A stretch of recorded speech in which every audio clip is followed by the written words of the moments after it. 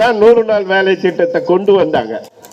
அந்த 100 நாள் வேலை திட்டம் எதுக்காகடான்னா, கிராம பகுதியில் விவசாய கூலிகள், விவசாய கூலி தொழிலாளர்கள், விவசாயம் பண்றவங்க வேற, டிராக்டர் வச்சிருப்பாங்க, நிலம் வச்சிருப்பாங்க, அவங்க வேற, விவசாயத்தில் கூலி தொழிலாளராக பணியாற்றுகிறவர்கள். ரெண்டு போக ஒரு இடத்துல விவசாயம் நடக்குதுன்னா 6 மாசம் வேலை இருக்கும், 6 மாசம் வேலை இருக்காது.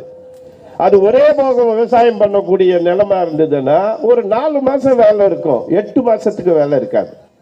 இதையெல்லாம் கருத்திலே கொண்ட சோனியா காந்தி அம்மா தான் இந்த கூலி தொழிலாளர்களுக்கு வேலை வாய்ப்பை கொடுக்கணும், அந்த வேலை வாய்ப்பின் மூலமாக பணத்தை கொடுக்கணும், அந்த பணத்தின் மூலமாக அவர்கள் வாழ வேண்டும், அந்த பணத்தை பயன்படுத்தி அவங்க வாழ வேண்டும் 100 நாள் வேலை திட்டத்தை கொண்டு வந்தாங்க.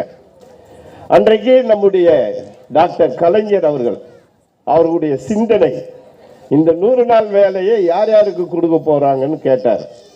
எல்லாருக்குமே பரவலா கொடுக்குறாங்க, ஆண்களுக்கும்